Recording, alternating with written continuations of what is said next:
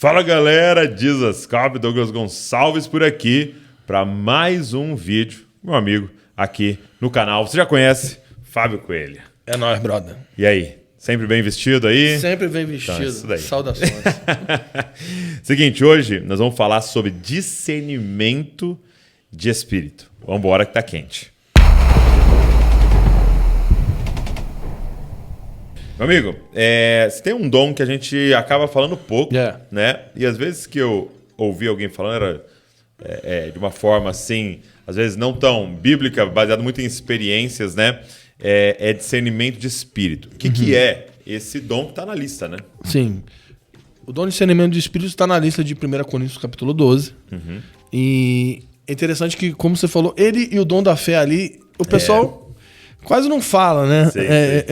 É muito pouco falado. E eu acredito que esse dom é, sem dúvida, um dos dons mais importantes no que se refere a fim dos tempos. Ok.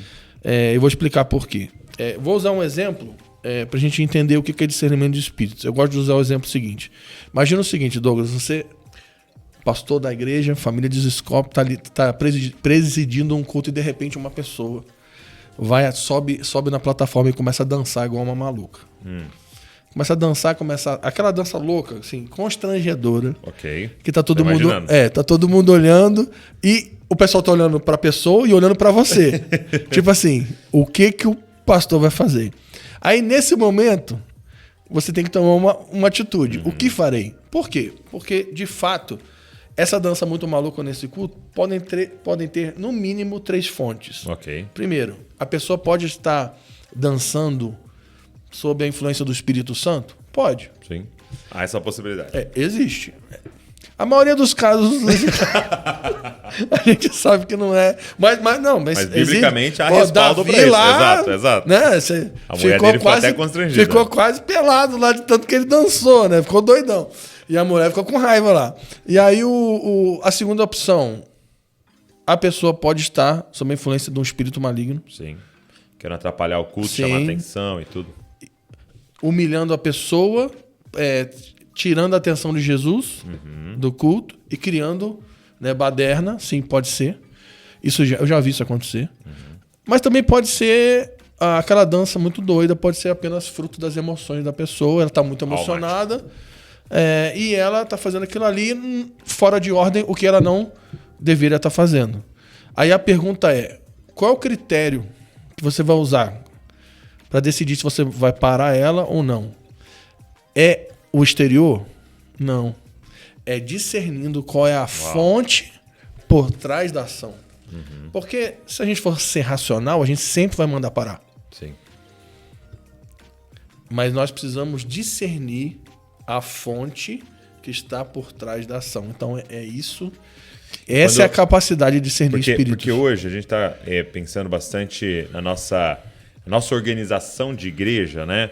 E talvez a nossa organização de igreja seja um pouco mais simples, né? Porque você tem a liturgia, você tem alguém com microfone e tal. Mas se você pensar na igreja neotestamentária, na igreja nas casas, você é doido, onde todo mundo fluía nos dons, todo mundo falava, era essencial o discernimento de espírito. Mano. Agora tu imagina daqui para frente, o espírito caindo sobre a igreja. Imagina no meio de um avivamento, Douglas. O espírito caindo sobre a igreja, os dons se proliferando, a palavra profética caindo, pessoas entrando nas casas, nas escolas. Como é que você vai saber o que é Deus e o que não é no meio dessa doideira? E você vê muito claro ali em Atos, né? Quando o Espírito cai e começa esse avivamento ali em Atos, um movimento de Deus que aconteceu era os caras começarem a vender suas propriedades, trazer aos pés dos apóstolos. E aí logo vem a falsificação, né? Sim. Ananias e Safira vem falsificando o movimento de Deus, né? E aí os apóstolos, movidos por discernimento de espírito... Exato. Eles olham a intenção, a intenção por trás. Isso. Então, outro texto que é forte, Atos 16, né? Paulo está andando, havia uma menina com espírito de adivinhação. E o que ela falava de Paulo? Uau. Com certeza... Esses são homens de Deus que carregam a mensagem. Eles estavam falando mal? Não. Eles estavam falando você bem. Achando que todo comentário bom nas suas redes sociais é Deus, viu? Tu imagina, qual que era a intenção daquele demônio? Será que não era Vaidade, né? encher Paulo de vaidade? Esse é o cara, esse é o Paulo, esse é o nosso apóstolo. Esse é... O que Paulo fala? Eu te ordeno agora, deixa ela e sai. Uau. E Paulo é preso e surrado por causa disso. Por quê? Porque ele tinha discernimento de espíritos. Ele tinha clareza acerca do que estava por trás de uma ação. Vou citar um texto que é 2 Tessalonicenses 2, a partir do versículo 8, diz assim. Paulo está falando sobre a operação do sistema do anticristo, fim dos tempos. Então ele diz, então será de fato revelado o iníquo, ou seja, o anticristo, né? E o seu sistema, a quem o Senhor Jesus matará com o sopro da sua boca e o destruirá pela manifestação da sua vinda. Ora, o aparecimento do iníquo é segundo a eficácia de Satanás, com todo o poder, sinais, prodígios da mentira. E com todo engano da injustiça aos que perecem, porque não acolheram o amor da verdade para serem salvos. O que ele está dizendo? Que o anticristo vai liderar um sistema que dentro desse sistema vai ter sinais, prodígios e maravilhas do engano. Como é que a gente vai discernir o que são milagres que procedem de Satanás e os sinais que procedem de Deus? Por meio do discernimento de espírito. Lembra de Moisés, quando Deus envia ele para diante do faraó? Qual que é o sinal que Deus dá para Moisés? Ele dá vários, né? Mas o primeiro é o... Ele joga o cajado e vira serpente. O que os magos do Egito fazem? Mesma coisa. Mesma coisa. Qual que era a diferença do sinal que Moisés fez para os magos? A fonte por trás da ação. Ok. Então, Uau. isso é muito forte. Douglas, e aí, outras perguntas que nos cabem. Como a gente já falou, né? Antigamente era muito comum cair os demônios no culto. Depois que inventaram a salinha dos capetas lá, parou de cair. Aí a pergunta, eles foram embora? Não, eles estão no mesmo lugar. A questão é que eles mudaram a estratégia. Porque ninguém mais dá o microfone na mão deles, ninguém mais para o culto por causa deles. Né? Aquilo que a gente está falando aqui em off, né? Sobre... Não tem mais aquele momento onde o pastor tinha aquele poder, né? Que mandava sair, e ele saía, aquela coisa, aquele circo. Acaba, então eles param. E eles não caem mais. Eu olhando a escritura, eu vejo o seguinte, que o demônio caía em duas situações, né? Quando, diante da autoridade de Jesus, eles se prostravam diante da presença de Jesus, ou quando eles queriam fazer alguma bagunça. Por que eles não caem mais? Onde eles estão? Do que se alimentam? Onde vivem? Onde vivem? Então, os demônios continuam operando sobre as pessoas que estão no culto de domingo. E aqui, Douglas, eu quero dar um testemunho pessoal. Os últimos demônios que eu expulsei esse ano e no ano passado, nos últimos anos, eles não falaram nada. Nada. Eu discerni o demônio, identifiquei, expulsei e ele não falou nada. Ele apenas me olhou com um olhar de ódio e ele não falou nada. Eu que tive que identificar.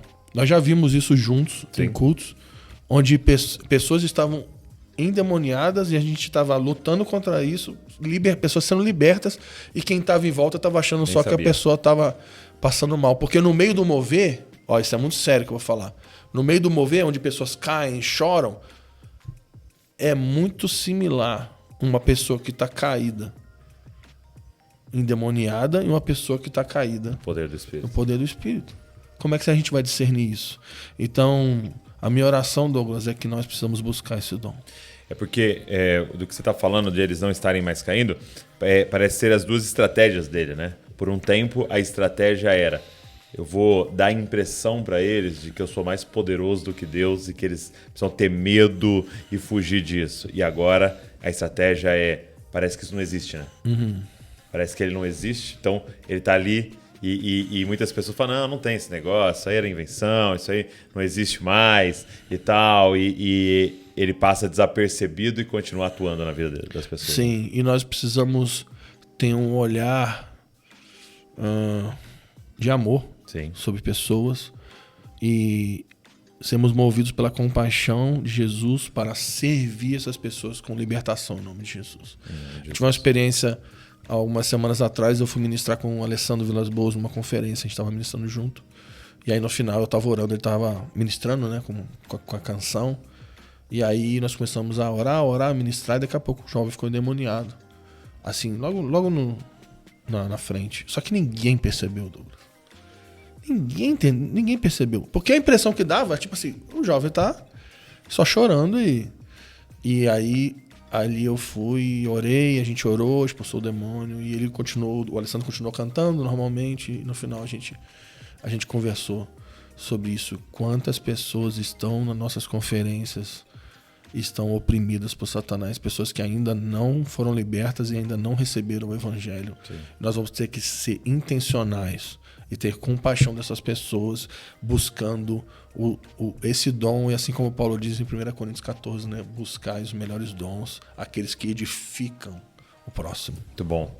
Então, esse vídeo é para encorajar você a, movido por amor a essa geração, movido por compaixão, movido a um desejo de obedecer a ordenança de Deus, a pregação do evangelho e libertação dos cativos, para que eu e você possamos pedir ao Senhor. Ele disse, peça os dons, busque, né? Então peça para ele discernimento de espírito para que a gente possa continuar a servi-lo da melhor forma possível. E eu queria indicar para vocês essa trilogia aqui do Fábio, né? Tem Não Apagueis o Espírito, livro que o Fábio escreveu sobre o dom da profecia, livraço. Tem também A Missão Apostólica da Igreja, que na verdade foi o último livro, sobre a pregação do Evangelho, sobre qual é a missão da igreja, nosso como discípulos de Jesus, e também Princípios da Batalha Espiritual, 12 verdades de como vencer em Cristo, Deus dessa era. E os 3 livros, esse box do Fábio está com frete grátis para o Brasil inteiro, é isso mesmo. Você vai clicar no link que está aqui na descrição desse vídeo e nós vamos bancar o frete aí para sua casa. Não importa onde você mora, qualquer região do Brasil, nós vamos mandar para sua casa de graça aí. Então pede os livros do Fábio para você estudar, você aí na sua casa ou com a galera na sua comunidade, que vai edificar muito a sua vida. Fábio, obrigado por esse tempo aqui. Sempre um prazer. Gente, deixa um comentário aí com aquilo que o Senhor ministrou seu coração, curte esse vídeo e se inscreve no canal. Pega o link, manda pra galera, que você vai abençoar muita gente. Deus abençoe você e não se esqueça, você é uma cópia de Jesus. Valeu.